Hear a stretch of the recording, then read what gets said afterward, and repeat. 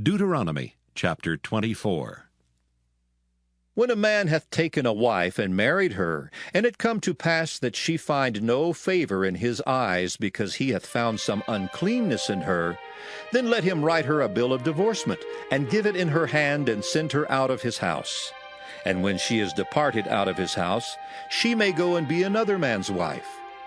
And if the latter husband hate her, and write her a bill of divorcement, and giveth it in her hand, and sendeth her out of his house, or if the latter husband die, which took her to be his wife, her former husband, which sent her away, may not take her again to be his wife, after that she is defiled. For that is abomination before the Lord, and thou shalt not cause the land to sin, which the Lord thy God giveth thee for an inheritance.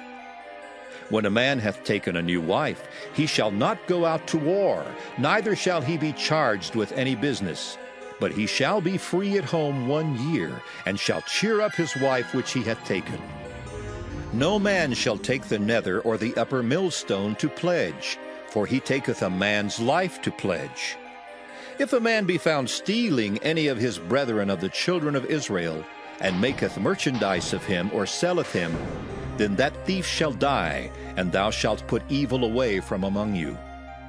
Take heed in the plague of leprosy, that thou observe diligently, and do according to all that the priests the Levites shall teach you, as I commanded them, so ye shall observe to do. Remember what the Lord thy God did unto Miriam by the way, after that ye were come forth out of Egypt. When thou dost lend thy brother anything, thou shalt not go into his house to fetch his pledge. Thou shalt stand abroad, and the man to whom thou dost lend shall bring out the pledge abroad unto thee. And if the man be poor, thou shalt not sleep with his pledge.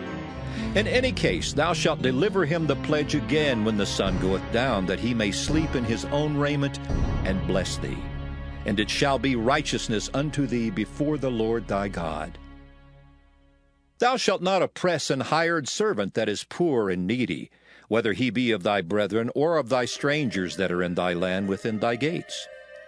At his day thou shalt give him his hire, neither shall the sun go down upon it, for he is poor and setteth his heart upon it, lest he cry against thee unto the Lord, and it be sin unto thee. The fathers shall not be put to death for the children, neither shall the children be put to death for the fathers. Every man shall be put to death for his own sin. Thou shalt not pervert the judgment of the stranger, nor of the fatherless, nor take a widow's raiment to pledge.